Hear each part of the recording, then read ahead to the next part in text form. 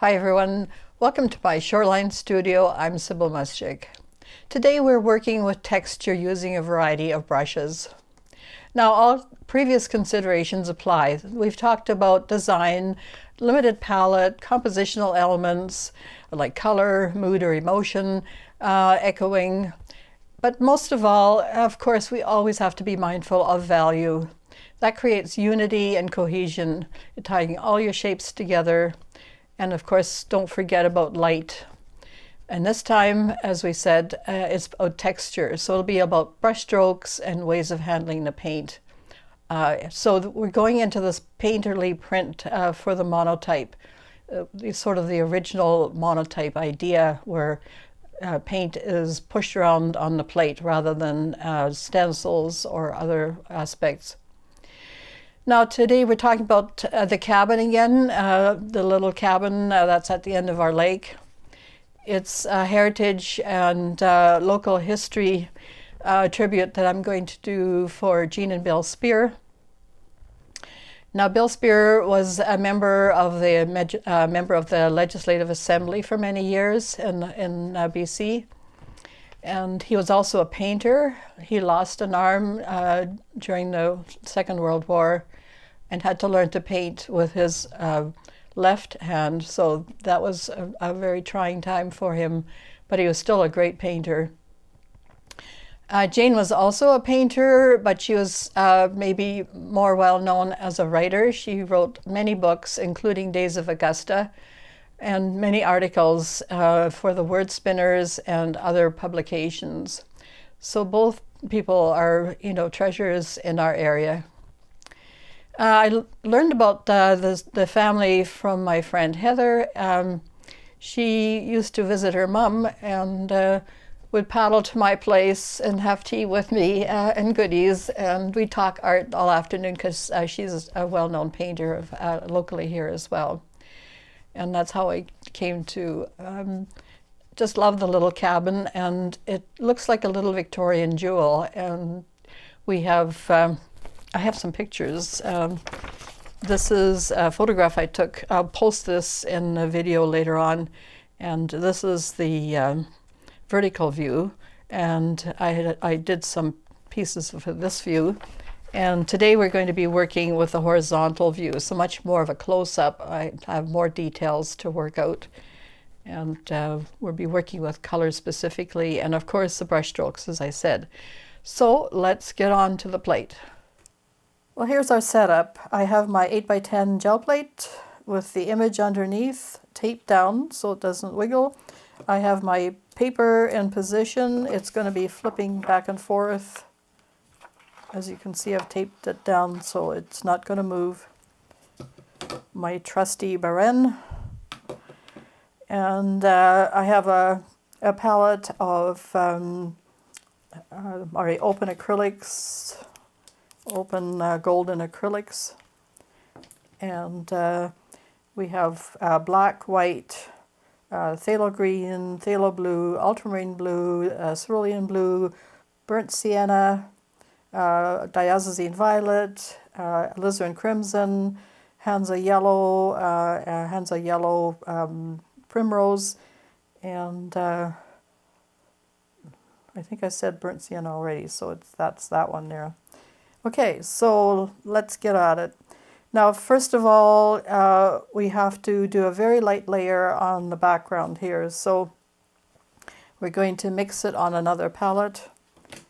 And we'll use just a little painting knife to do that. Now I want to put a bunch of colors in the back, but they have to be really, really light. So transparent. So we're going to be using more transparent colors. So a little bit of the alizarin crimson. And we'll wipe as we go. A little bit of the phthalo blue. That will make it sort of violet. Of course, the diazazine violet. And we won't need the white at this point. Let's see what that looks like. So we're just going to roll that. Don't have to mix it too much. We'll mix it on the plate. And it's just going to roll all the way to the bottom. Now I think we'll just do a winter scene for simplicity. I have a summer scene in the ones I did ahead of time, so you'll see how it looks for the, just for speed today because we're on a time crunch. So you can see that's very transparent. Now if I added the burnt sienna in there, that would become fairly opaque, and that we don't want that at this point. So our reddish color is going to be more of the alizarin crimson, so a little bit more of that. Roll it out. And we'll just put it here and there. Make sure there are no blobs, because if there's too much paint, it will just create a blob on the paper. I'm going down to the snow line, and to create cohesion again, we're just going to add a little bit more color. We're going into the blue and a little bit of the phthalo blue, a little bit of the cerulean, and lots of white. Now in this case, we don't have to worry so much about opaqueness. This is just the snow color. So, and I want it to be fairly white. Well, because there's the same paints are still on the roller, I'll brayer it off a little bit, but not much. And we're just going to roll that out. And just roll it. I could use a smaller roller here, but it doesn't really matter. I want it to sort of keep the same. So this is a little bit more opaque, but we can still see. I don't have a lot of detail in the snow that I have to worry about, so we'll just make some interesting marks here, and we can wipe some of that back.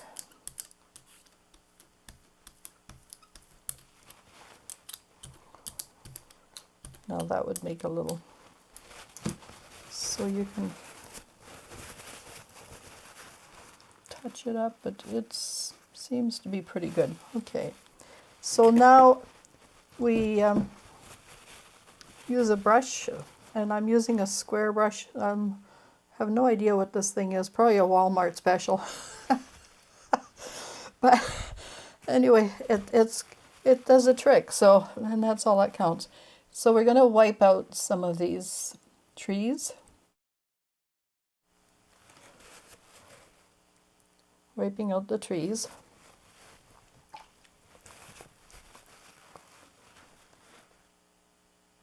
And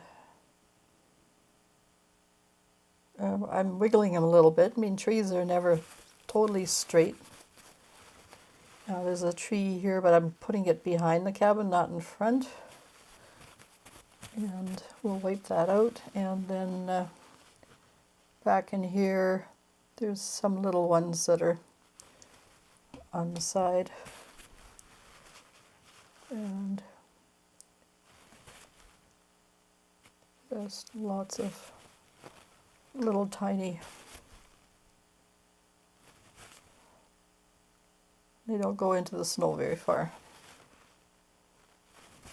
It's as tiny as you can make them. Lots of them. That's just for interest in details in the end. We might do more details later on as we... And tree branches will be put in last of all.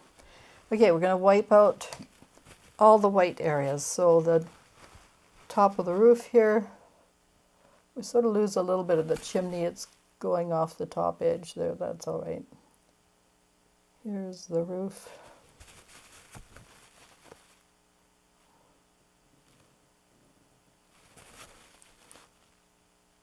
Some of that will be overpainted later. All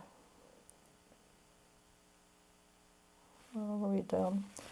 Now, when I showed you the image, it was straight on image the way I had taken it. Underneath here, because everything is in reverse when you print it, this is the flip of the image that you saw. So remember to do that unless you want the, want your print to look like it's flipped. So we're just wiping it out.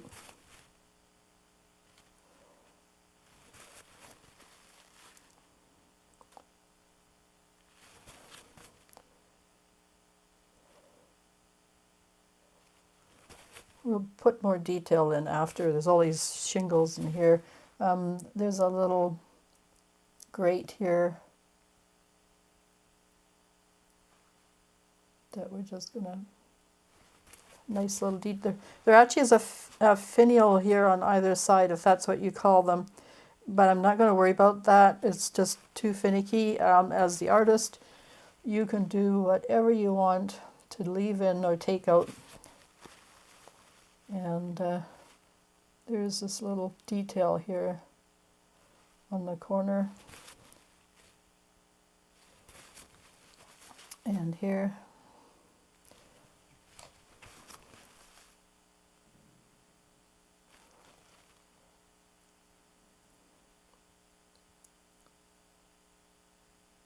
There we go. Take a little bit more off there to make it sure it's visible. There's the center post. And again, that little, I think they're like little Victorian embellishments. That's what they remind me of. I think that's why I like the cabin so much. It has this heritage kind of look to it.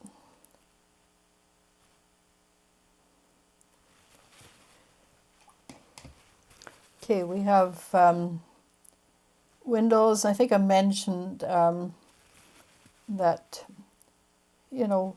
don't slave over windows. They could be gashes of color, or in this case we have maybe a little bit of detail, but don't fret over it. That's the main thing. Okay, so here's the other end of that window. It does have little, I think there's lots of panes of glass, but we're not going to bother with that. And then there's the railing. Now the railing is really important, so that's one aspect you really should get in. And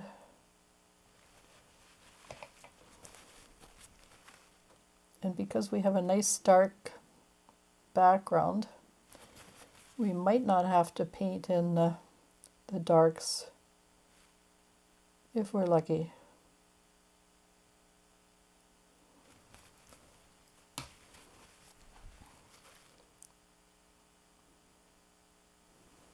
And I'm just going to loosely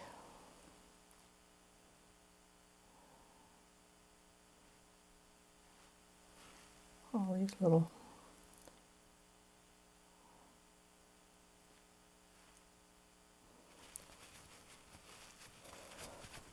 and I'm just going to roll over top of the,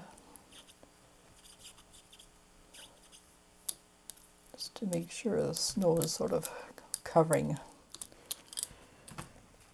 Okay, we're about ready to print our first layer. Okay, so I've printed the first layer.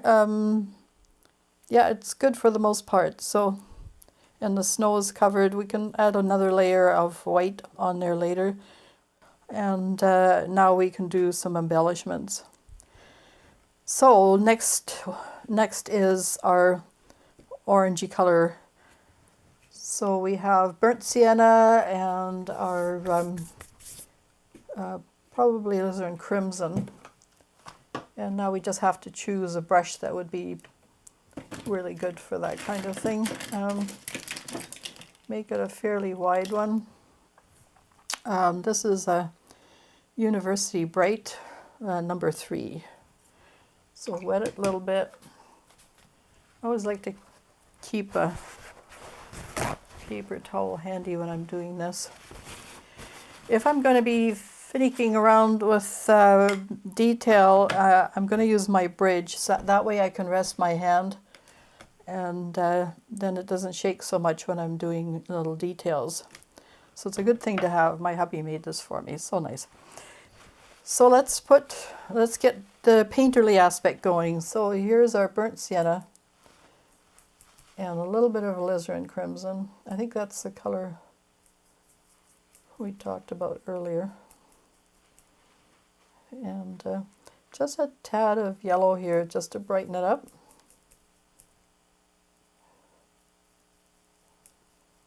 And maybe a hint of the... So there's going to be warms and cools in that color. So when I said a limited palette, I usually work with a triad of, and whether it's a high key color, it means everything's light, or low key, where everything's on a darker mood. Then I go to the warm and cool of that, depending on if it's closer to shadow, then I start putting some cool colors in there. If it's going to the lighter area, then it's warmer colors, yellows and oranges and stuff of that nature. So it's still the same color, it's just the warm and cool of it. Okay, so here we go with our sort of brush marks here. Being careful to... So we want the feeling of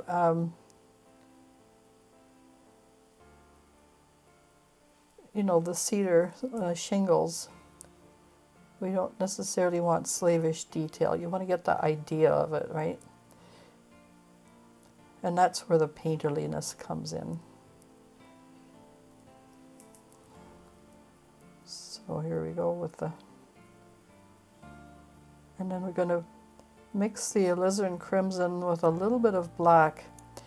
Now, you have to be careful with black because it can deaden color, but you know, it's also a good way to bring down your color, so don't be afraid of black.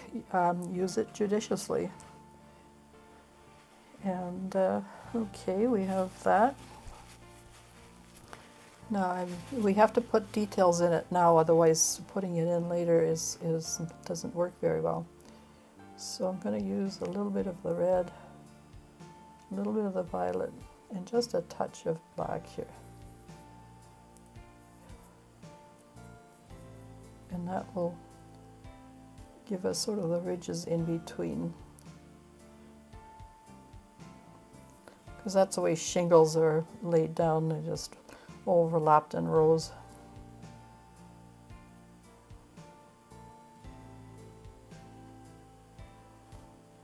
Now if you have made a bit of a mess, a clicker, take a little brush and you can just wipe it away.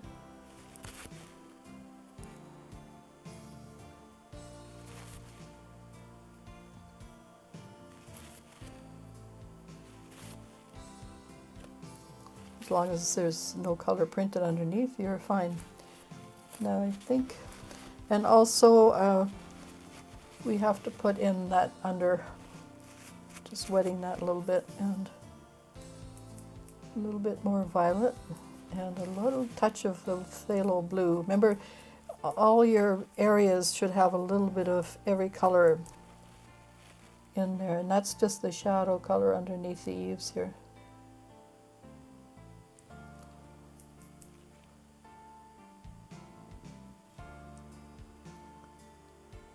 And you can see what I mean by painterliness, you know, your brush stroke.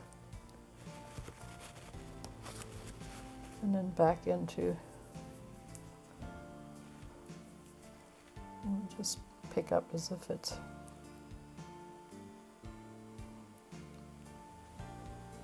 okay. And then make sure we have cleaned that edge up. Otherwise it will print. Okay.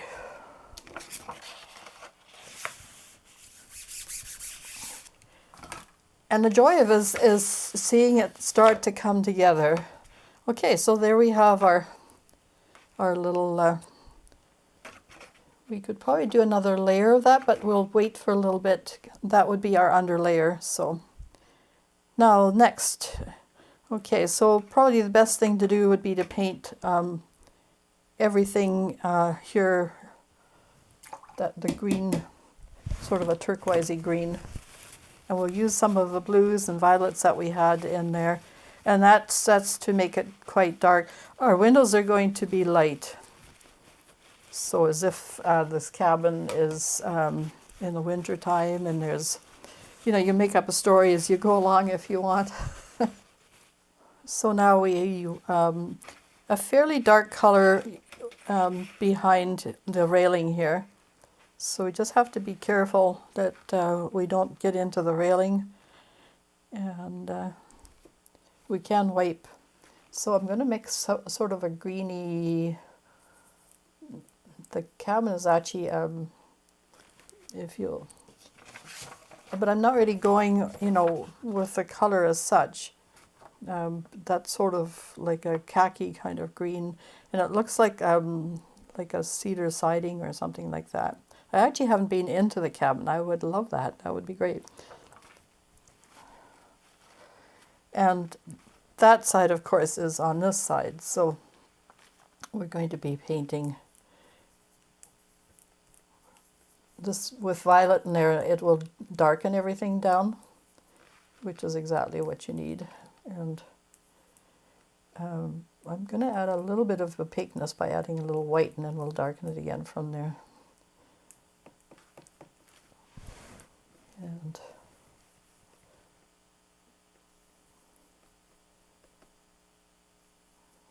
maybe a touch of the yellow. Yes, that's close to what I want. So now we just paint that in. So ordinarily, you know, you would draw this out, but by having the image, it's a cheater's way, if you like, of, you know, you're only concerned about painting, so that's fine.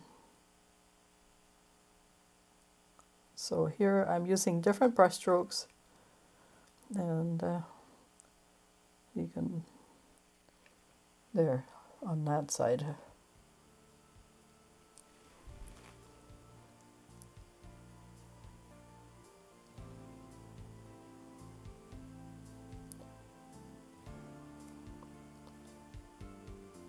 Just going to do some good maneuvers here, and underneath here. I think that was sort of a browny color, I can't remember. So we'll do that. Just take that out and take out the bottom there.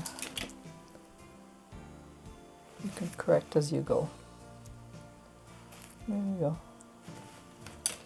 And here, back in here.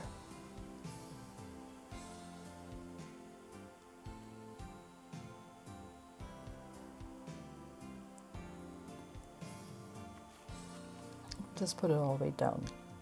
The cabin is quite long. There's another piece to it, like an addition or something. In our case, I'm just doing it to add interest. The roof line goes quite a long ways. Okay, let's print that and see what that looks like, whether it's in position. Oh, I should put that above there. Okay.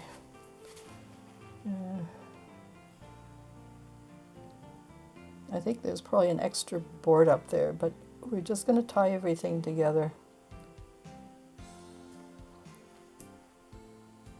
Keep it simple. And printing. So as I said, it's a bit of a process, but you can see it start to come together. So now, well, we have some other area to do here. Now let's put the orange in the windows for the next part. That will help cheer things up considerably. We're going to have to work several layers with that because the violet is in there. I mean, we could go black, go even further, and maybe white and have some reflection. But I think against the, you know, the yellow against the violet, that's a complement, and that will just make it pop. So switch brushes here for a bit. Maybe go with a round one. And start with yellow. Add a little bit of the, and then white. Touch of alizarin crimson.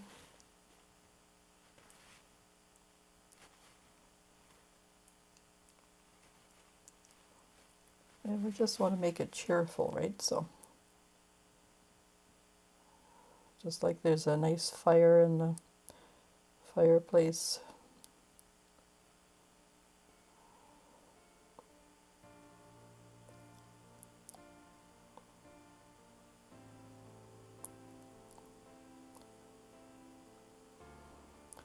So make your brush strokes really painterly. I mean, that's the whole point.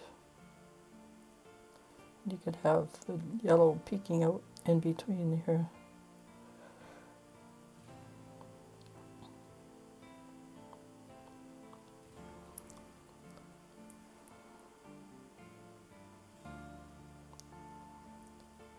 The nice thing about this process is you don't have to worry so much about thickness. The brush strokes themselves control that quite a bit. And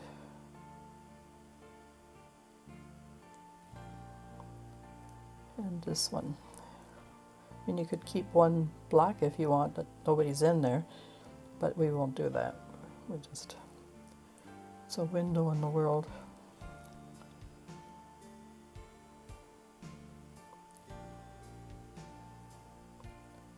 And we'll pretend that that window stops the, about the level of the railing.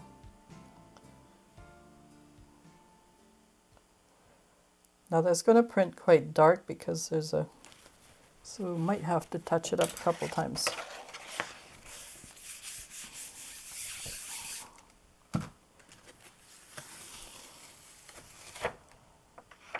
Oh, it's not bad. Okay. Maybe this one, a little bit more paint.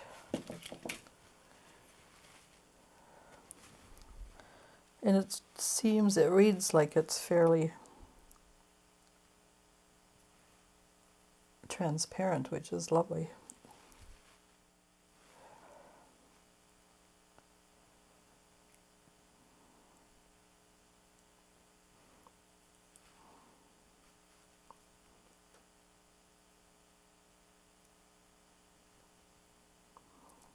Just nice painterly brush strokes. Try different edges. It's all good.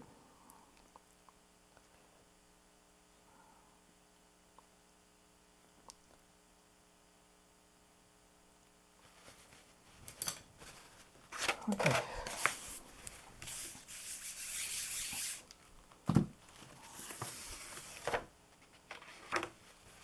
Okay, so that's better. Yeah. And these window frames are, I kind of like this. This is awesome. It's like a shadow following over it, and the inner edge. See, sometimes you have these wonderful accidentals that just look like you know what you're doing. But that's this thing with the underpainting, right? And it really works. Okay, I want to brighten up these shingles a bit. I'm going to introduce another color. I think this is Cad Red Light. And I think that will help us with getting the cedar look better. We're compensating for that violet that was underneath there. I mean, it gives great detail, but it's just darkening things a little bit too much. So let's add that to our shingle color here. And we'll try printing that once more. Again, adding a little bit of the alizarin crimson. And a little bit of the yellow. And just Try painting, you know, you have much more control if you're holding your brush a little further. See what I mean? Further back. Not have a death grip on the brush. It gives you more freedom. It helps you to be looser.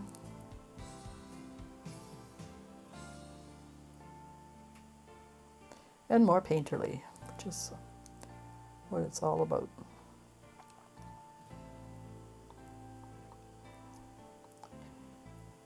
And because we haven't painted that overhang, we can be fairly free with what we do here and then just wipe it off if we're over the edges. Same with the roof line. And let's see how that prints.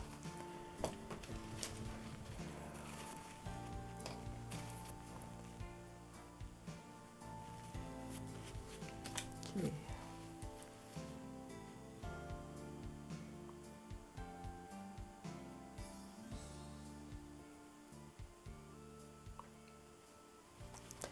Now, the shingles were also on the top of the roof, but we're going to add a little bit of burnt sienna to that, at least on the one side. So we have to figure out, we haven't really talked about light source. Now what I usually do is I put a little mark on my paper as to where the source is. So I could put it on here, and then it just looks like the light's coming from that side, which means then our light source is from here. Just making a mark there to give my, like a little arrow. And got myself into the paint there. Okay. Anyway, that's talking about light source, so always be mindful of that. And it's tricky in printmaking because, of course, you're always working in a contrary fashion. But right now we're doing, so I'm just making a little bit browner, and we'll start on the roof shingles. So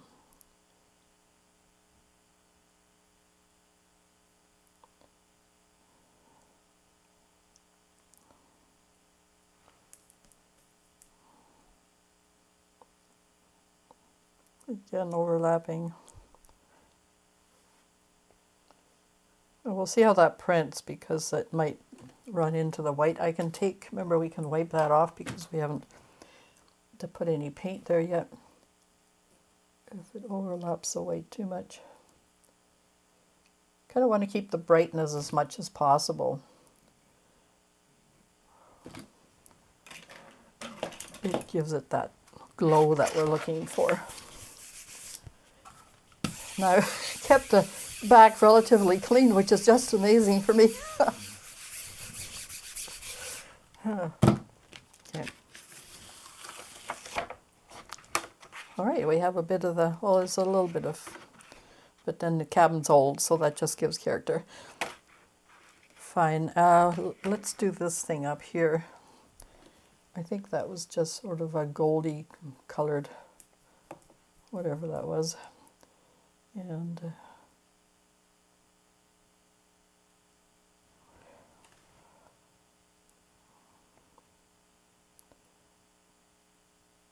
with some, we'll add some purple to that for the, and just bang it in.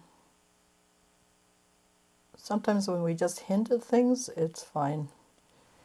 And our light source is here, remember? So our shadow is here. And shadow along here. Let's just pump that up a bit.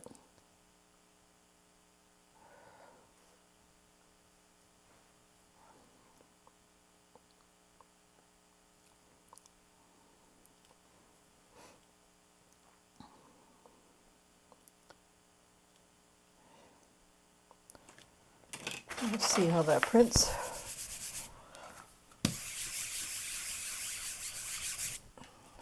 crisp back in here too. All right, that's interesting. See, our shadow's good. Now then, okay, let's work a little bit on the foreground here. I'm just going to put a little bit of white, maybe with tiny touches of the violet, maybe even a little bit of the turquoise, again for unity.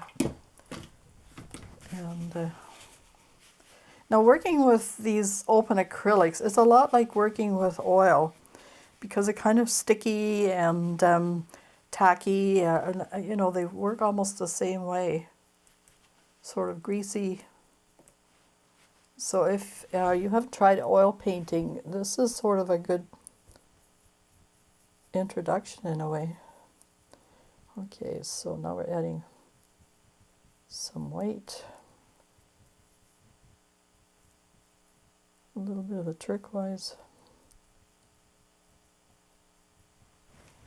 and I'm just going to make some marks along here. I'm not going to worry too much about trees. I can wipe those back again.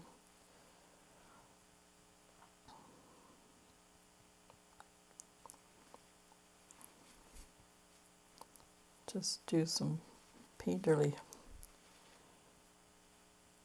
brush strokes.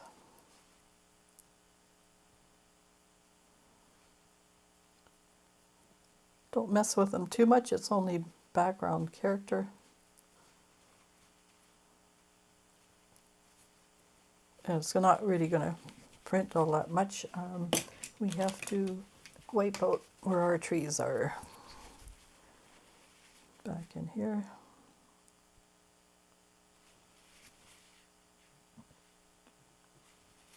I mean, I could just overpaint them, but and these ones were, that just plants the trees in the ground and not sitting on top of the snow. And print them. Oops.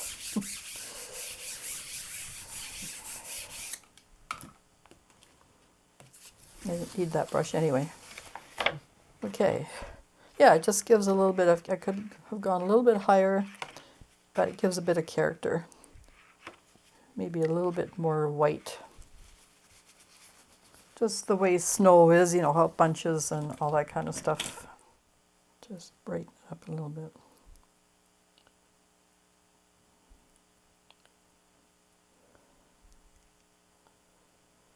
And there very likely could be a shadow under there anyway, right? So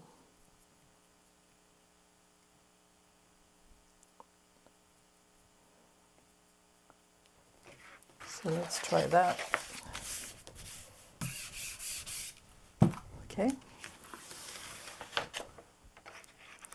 Yeah. Just still in here. I'm not too worried about it anyway. Okay, so what's left? Let's do the window frames a little bit. I really like that white on there. It's catching the light, so we're not going to do much with it. But we just change the tone a tiny bit. Okay, so take some of the yellow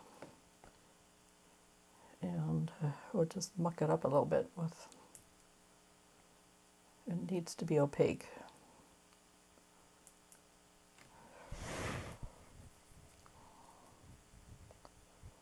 We just want to give it a little bit of,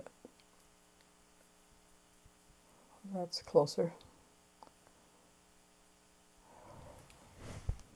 Okay, here's where the bridge comes in because this is finicky. And I'm going to paint this aspect of it.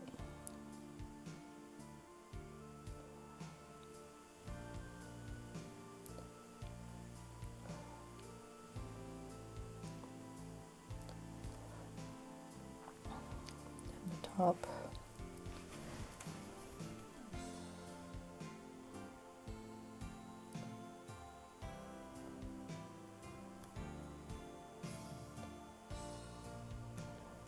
I just want to see how that prints quick.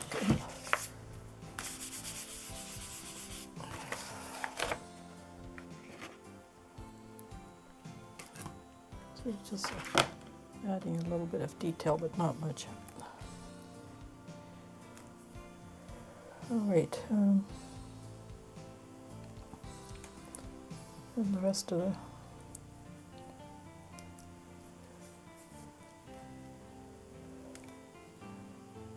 frames here.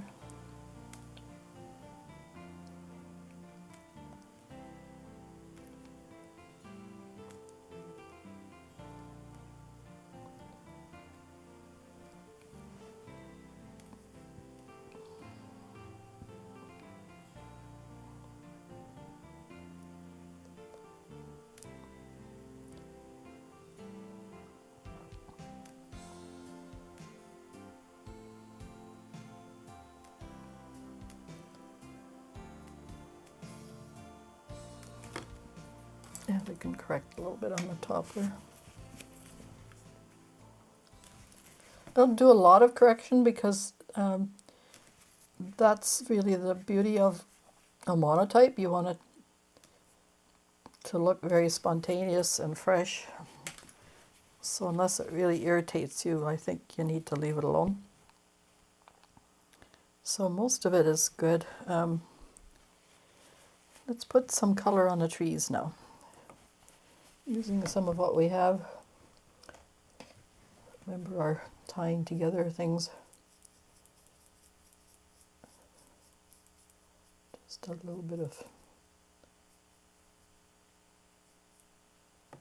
poplars. I don't know if that's what we have a lot around here, but we also have lots of birches, especially being on the lake.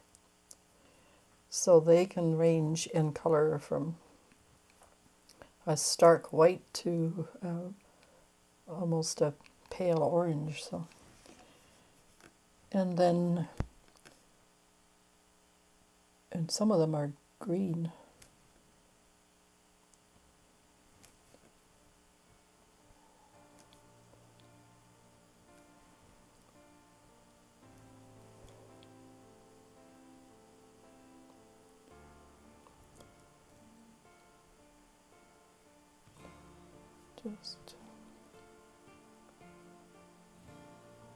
We've already wiped out, so it's white on the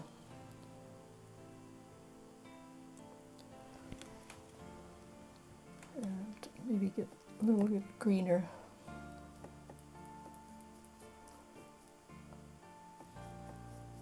For the side ones here.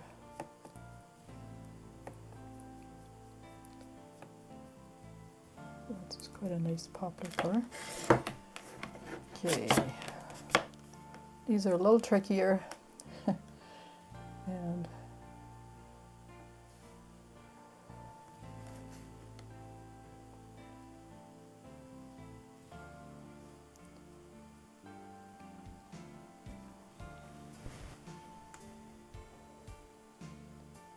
just bang them in there.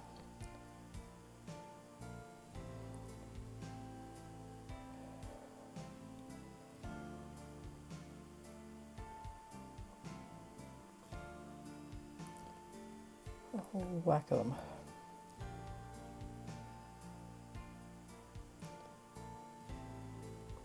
There's lots of trees in that area. Actually, it's downright bushy. Just make them different woods, and you don't want them all to look like they're all the same age.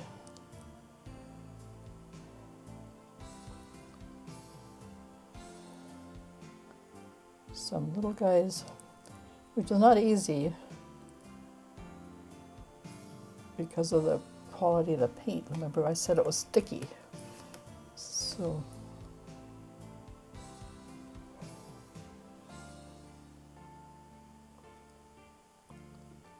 you can add a little bit of the open medium, which is not a bad idea, to this paint, just to make it a little bit more fluid. And then just remember, you don't want blobs, so you're working fairly thinly. And then just start putting in a few branches and whatnot. But we'll make dark branches for these guys. Okay, let's print that, see how it goes.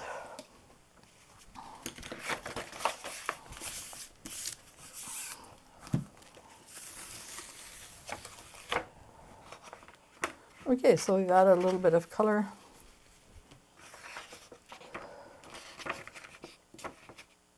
And the rest are in shadow. Well, that's interesting. Okay. That's good. So, okay, add some darks. Now, tricky as to which brush I'm going to use for that. We'll have to try something.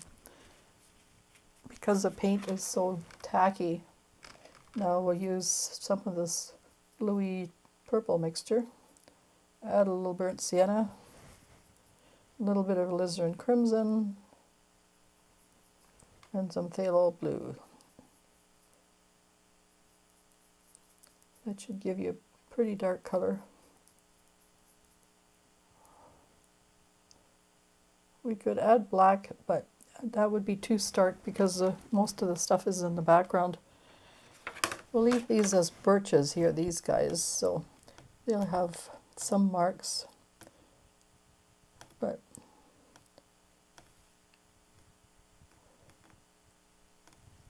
not as many as the poplars.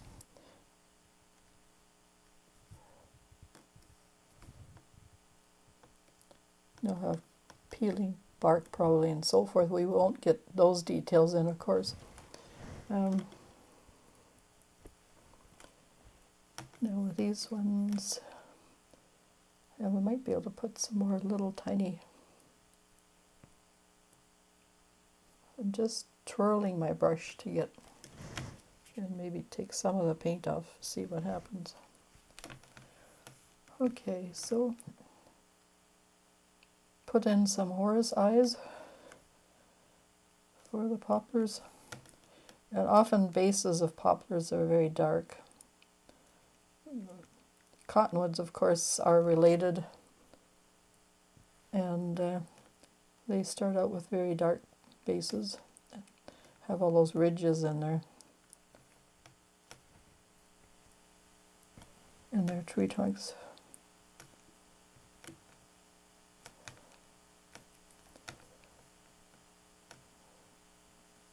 I'm just going to put some weird stuff in here. It may not print.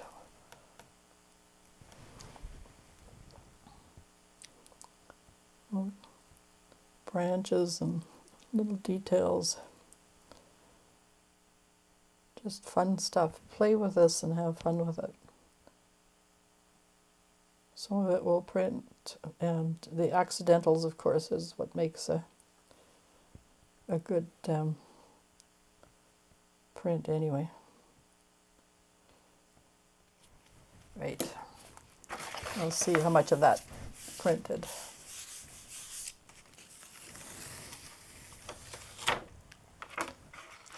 Oh, interesting. Yeah, you can see some of the details. Okay. Maybe a little bit more on this side, so a few more background trees, and of course I can put some limbs in. So we'll put the background trees in first.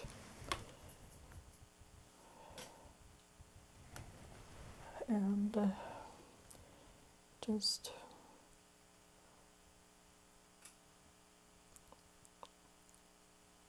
lines and shapes and all sorts of little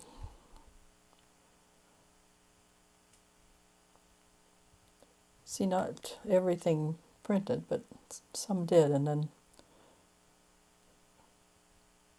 it's just sort of messy back there.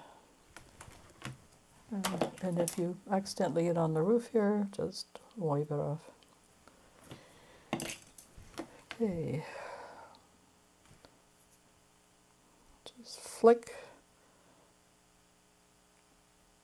It's the joy of this kind of painting. Weird little details.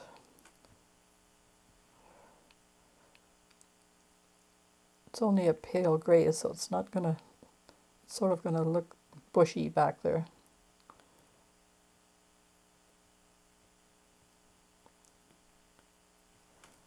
Okay, so I'm going to add black to this because now we're getting into some of the limbs and they should be quite stark. So this is going to be interesting. We'll look for the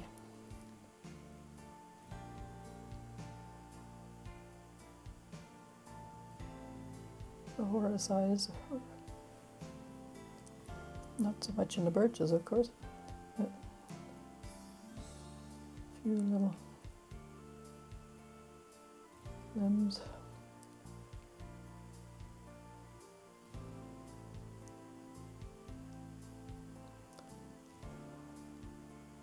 Going off in all directions,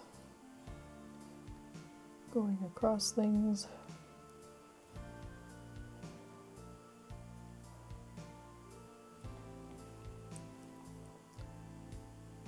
Doesn't have to be a lot, it just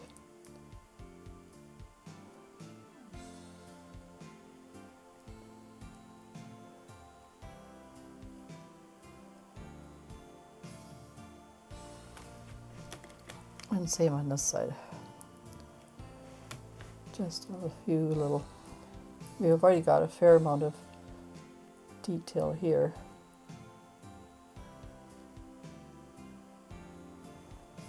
And you try and start, and then it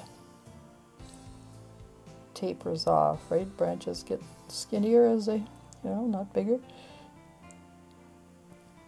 So try and start your branch at the tree and then work your way along from there. Otherwise the branches tend to get bigger at the end and that's not the way trees grow. So a few little details here, more stuff on the trunks. These are just little embellishments of stuff that you do,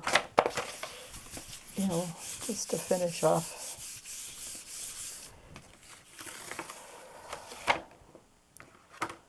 Yeah, just hints of things. Now this one's a bit on the stark side, so we'll put a little bit of detail on him.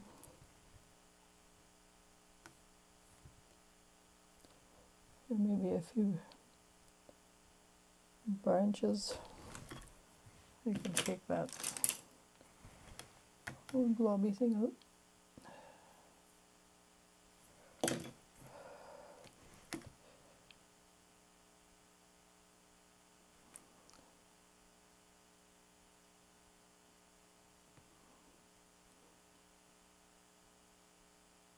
And, crossing things over is good if it works for you. It's giving me trouble, but okay. Here. I just wanted to stop the white fight there.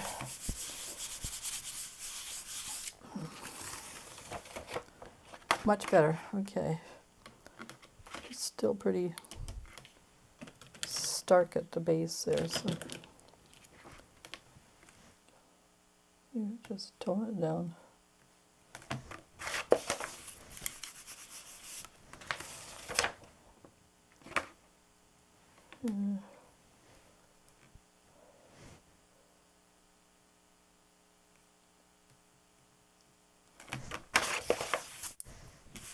Oops. Yeah, we got our first mark on the back. Oh well.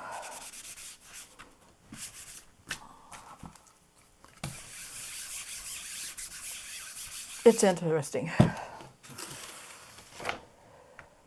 Yes, much better. Okay. Looks like it's got mistletoe or whatever thing we have here. Lichens? Okay. Lichens. Okay. Anyway, you get the idea. Let's just do a little bit more on the snow in the front. And I'm thinking of bringing that yellow down a bit to the top of the, maybe I'll do that first.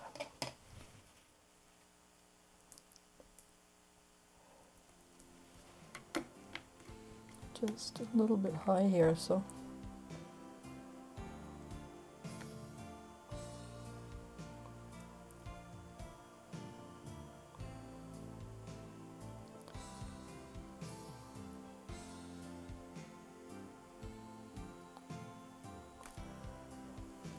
And that one's not too bad, a little bit more here.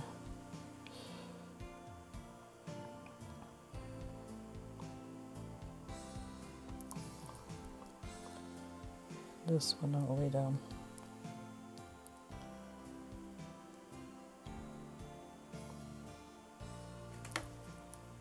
And just take that off. See what happens.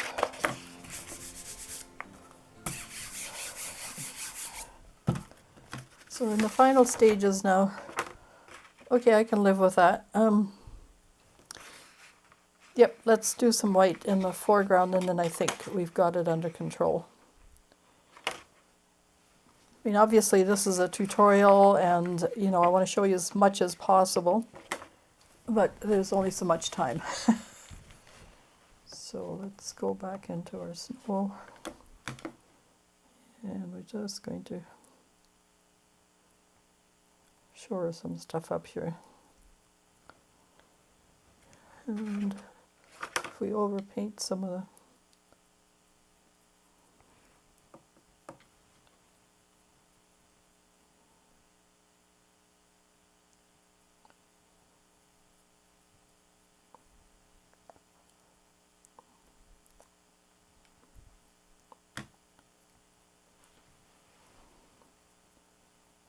let's print that and see. It might take several passes before I'm happy with that. Yep, that's getting better. It's still a bit higher here. Okay, a little bit more. And I can put pure white on here, and it's great because all those underlayers are still printing.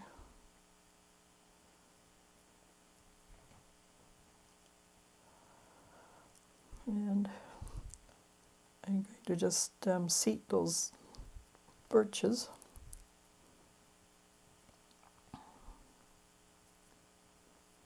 And the blue shining through is like a nice little shadow area.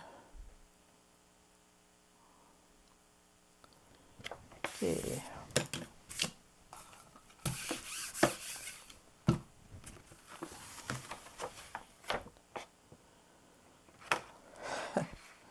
Just ever so slightly more.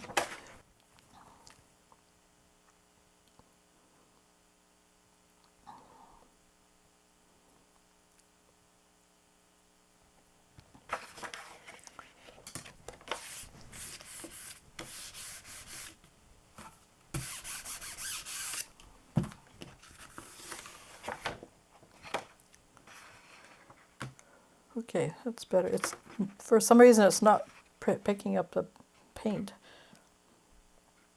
But I don't mind the shadow because that would be shadowed from the railing anyway. Yes, so let's mix this turquoise and give that some final touch. I'll just keep my white, my phthalo green. Okay, I'm going to just leave that in there for now. And this in the back here.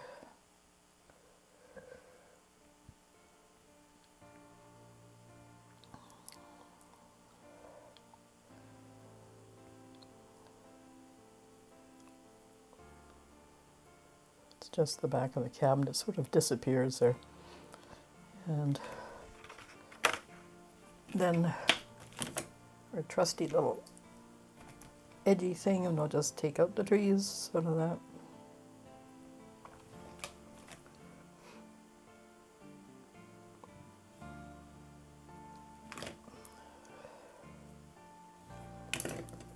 And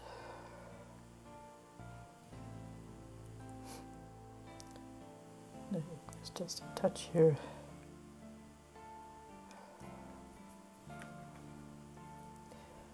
Wrong one. Here we go.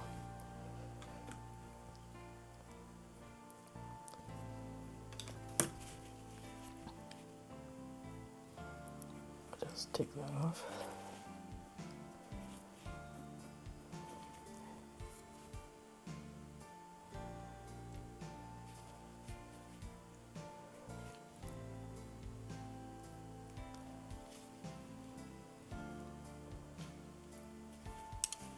We'll take it off. And on here.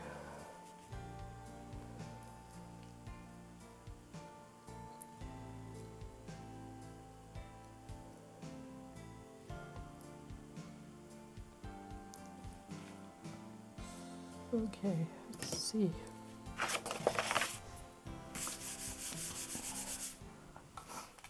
It probably won't pick up a lot, but it might just add some. Oh, much better. All right. I like it. That's a nice part about phthalo green. It's a very transparent color, and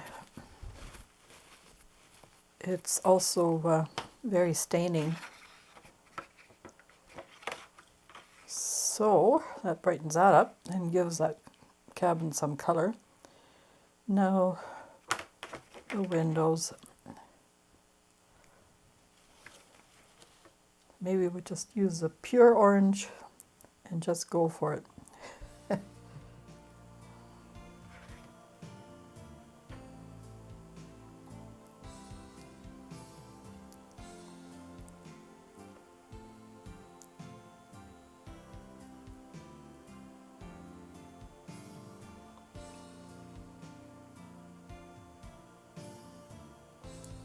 Get nice painterly brush strokes using the side of your brush.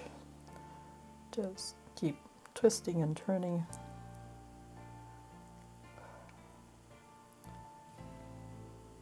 It's all good.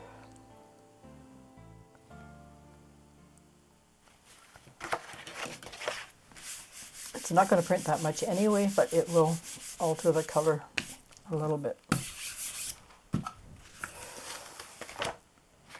Okay. Yep, see.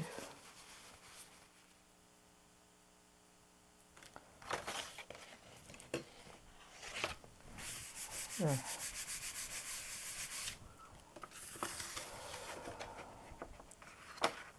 Okay. Yeah, we've darkened. I think I'll add a little bit more of that orange to that green. That darkens that up nice, which is a good thing.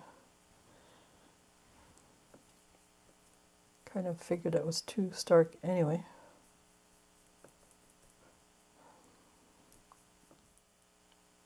We'll darken that up.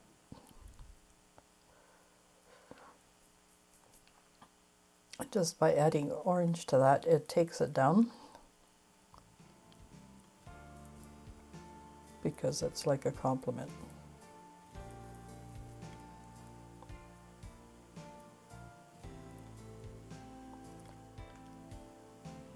Okay. A little tiny area here for the green.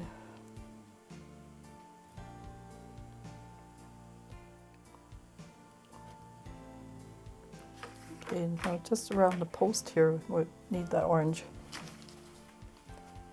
So just pure, I guess.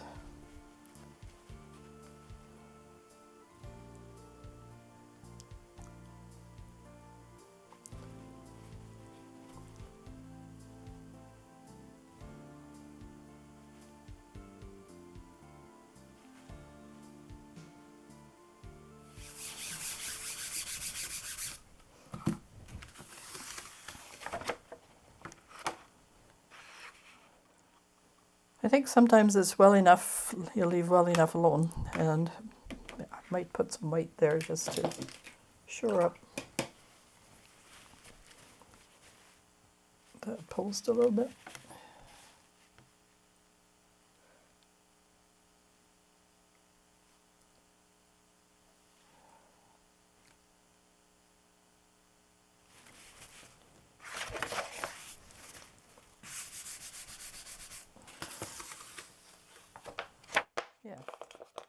that's better. And then maybe the in here. Okay, last thing are branches and little bushes in the front. What brush are we going to use? How about a rigger? A rigger brush is a lettering brush. It's one of these long, and in most painting situations, I'm going to add some black and some more violet to that, just so they show up. We'll add a little bit of medium.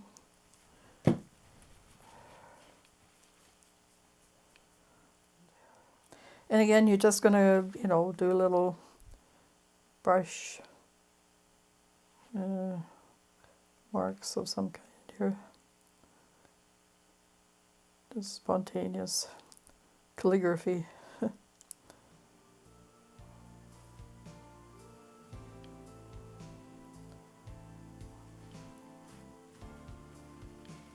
All this stuff that's in the front, little brambles, and just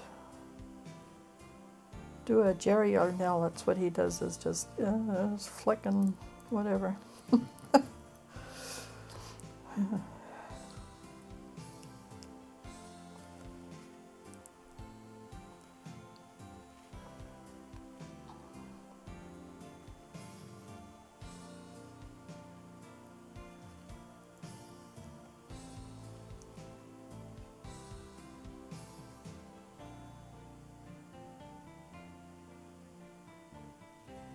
To seat the trees too, in the take over part of the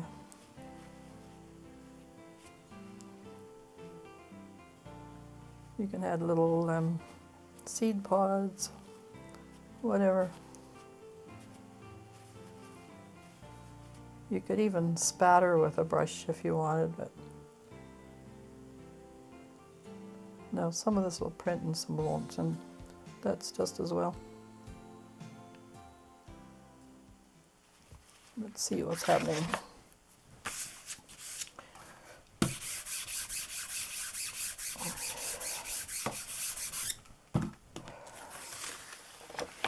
Yes, see?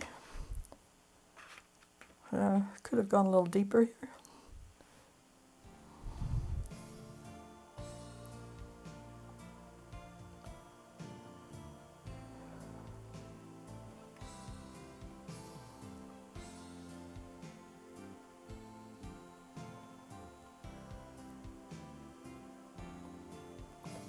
So you can have little bushes.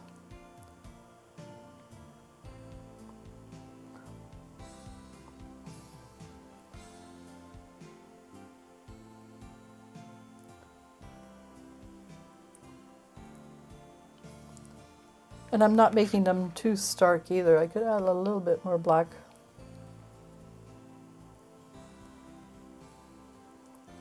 So that the foreground.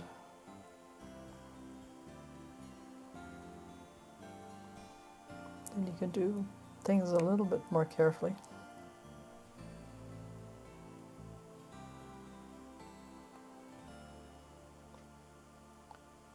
And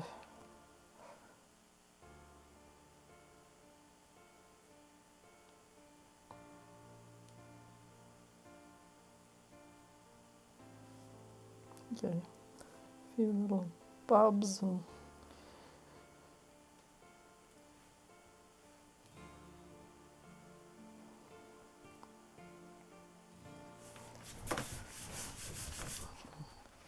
yeah. Okay, that's good. I think having those foreground. I'm just wondering about the windows. I still think I'd like them a little bit brighter. Might be one last shot at that. Okay, let's try something here. We had that nice window color.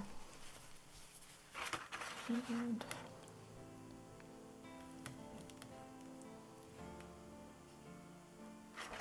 now, just making sure it's the right one I'm doing.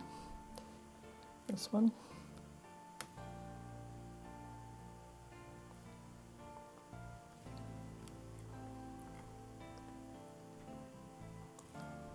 little post. I'm going to put several in them.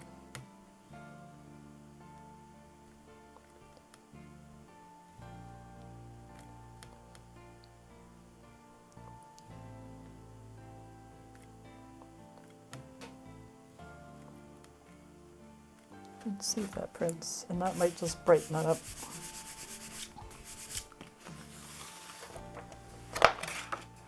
Yeah, it did a little bit, yep. And try it on this one.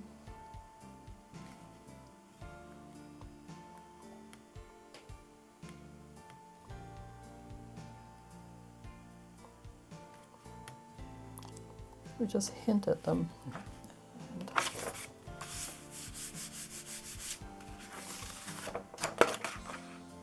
Nope. Just a touch more. You can be too subtle.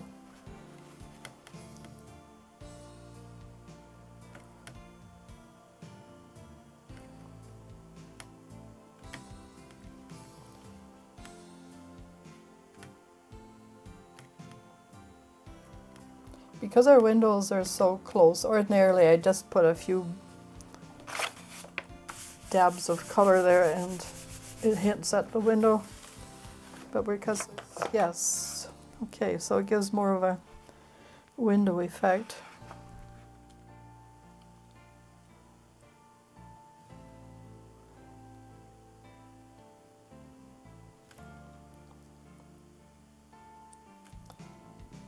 Just leave that one.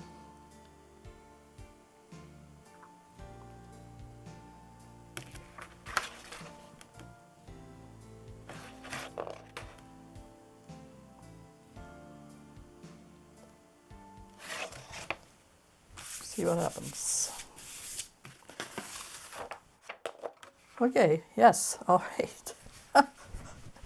Now, isn't that typical? Just a tiny little touch makes all the difference in the world.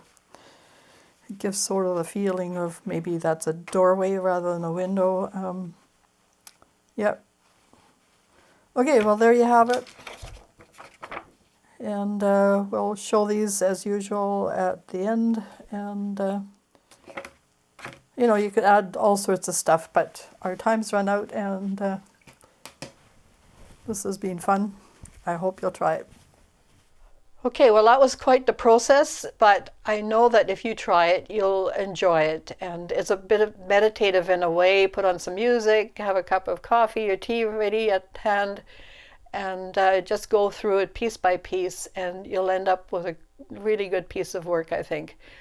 So enjoy the process, as I said, and we'll catch you again another time with another tutorial. Please like and share, and thank you so much for watching. Bye for now.